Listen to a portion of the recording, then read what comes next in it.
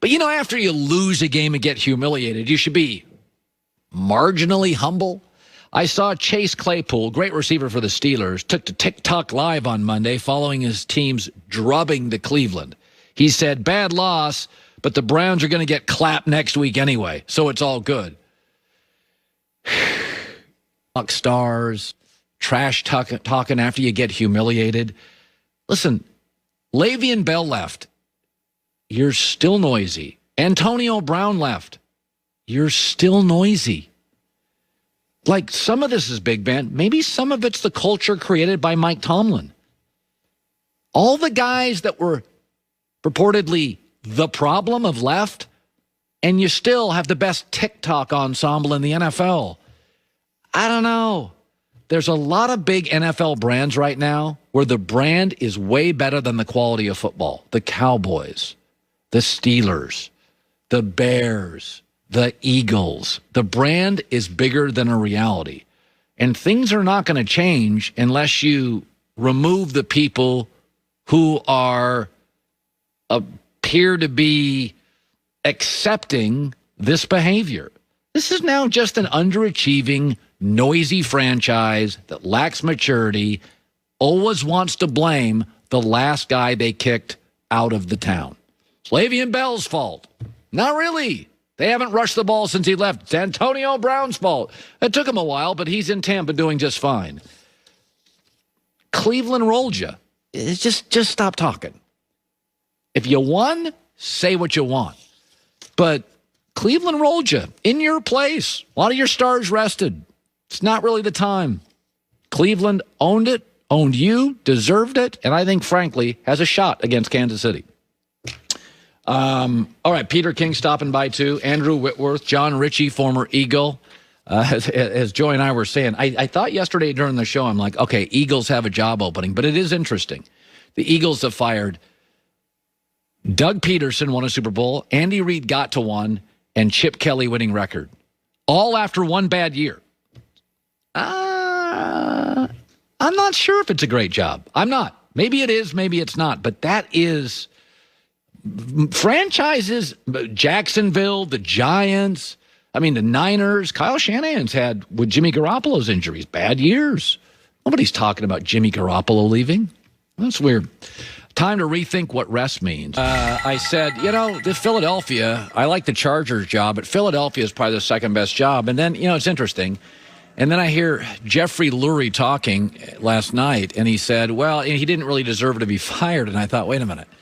So Doug Peterson won a Super Bowl, had one bad year, fired. Andy Reid got to a Super Bowl, one bad year, fired. Chip Kelly winning record, fired. And I thought, is it a great job if Tom Coughlin got 3 bad years in a row? Is it a good job, or are the expectations there, frankly, unrealistic, Peter? It's a really good question, Colin. I think there are very high expectations there, but I think there's something else at play here. The Philadelphia Eagles walked out of the locker room after winning that Super Bowl against New England, and in the next 35 months, they're 4 games under 500. The quarterback doesn't want to be there anymore. They fired the coach. Their offensive coordinator is left, long gone for Indianapolis. This is not the same franchise as it was when it won the Super Bowl. And I think anybody who looks at this job, that plus the fact some of the contracts that are going to be draining their salary cap, I disagree with you that it's a great job. I think there's 2 or 3 jobs that are significantly better than this one, including one that everybody seems to be laughing at, and that's the Houston Texans. If you have a top 5 quarterback playing at the peak of his game, I'll take all the other issues that a franchise has. There's not many teams that ever have a coaching vacancy opening, really, when they have a quarterback as good as Deshaun Watson. Yeah, Green Bay is the last one, and that worked out real well for Matt LaFleur. So I was almost shocked, and they build big casinos because they're mostly right and guys like me are wrong, but I was shocked at the lack of respect for Cleveland. They're a 10-point underdog. This is a team that has not lost a game this year when they've tied or won the turnover battle. I think they'll be really competitive. And frankly, I have issues with Kansas City not playing Mahomes in Week 17. That is a lot, Peter. That is a lot of rust. I mean, Colin, you look at two things here. It has been 10 weeks since the team with the best record in football blew anybody out. 10 weeks since they won a game by double digits. They have been playing nail biters for 2 months. Number two, I understand why coaches do this because they don't want to get their players hurt in games that don't mean anything.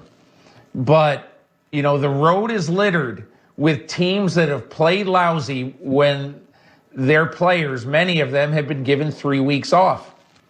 And the Kansas City Chiefs, ask Tony Dungy how it worked out, with Manning, and I forget what year it was, or ask Mike McCarthy how it worked out with Aaron Rodgers, the year that they were so good. And they took 3 weeks off, and they came back after 20 days off, and they played lousy. If I had been Andy Reid, and again, I don't know the health of his players, so it could be that there is a very good reason why they did this. But I do not like when you're not playing well and you've scored 14 points against the Atlanta Falcons to then have 3 weeks off and then play a team that is a bizarrely hot team right now, and that's the Cleveland Browns. So, it's interesting. I never bought into this narrative that Lamar Jackson couldn't win playing behind. His winning percentage in the NFL is 81%. Bill Parcells is 58, and he's one of the best coaches I've seen. I think the kid gets better every year. I think his red zone play got significantly better this year. I think his first year he looked skinny. Second year he looked thicker. I just think he's just, with kids, I don't ask for massive leaps. I'm looking for small, little improvements year to year, and he's still one of the youngest quarterbacks in the league.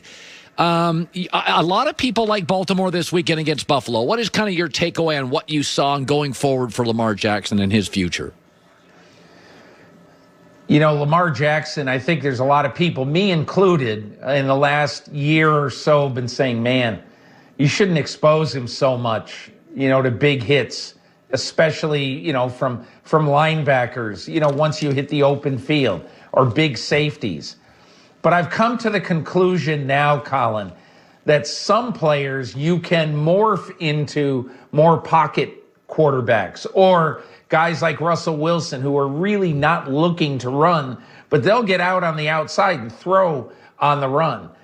But I believe that you should not try to change Lamar Jackson at all. He is so excellent as a runner that if his shelf life as a pocket quarterback is 16 or 18 years, and his shelf life as a running quarterback is 12 or 13 years, and he's great at it, I'd say give me the shorter time with this great player playing the way he's playing right now. Yeah, I totally agree. Not every listen, sometimes you buy a product, it's not a 15-year product. It's a 2-year product. There's a reason people lease cars. Remember when RG3, Colin? Yeah. Colin, remember when RG3 wanted to be a pocket quarterback? His father came out and said, hey, we want him to be a pocket quarterback. We want a long life with him. He was crappy as a pocket quarterback. Yeah. He should have stayed exactly the way he was. Yeah. And so now look at him.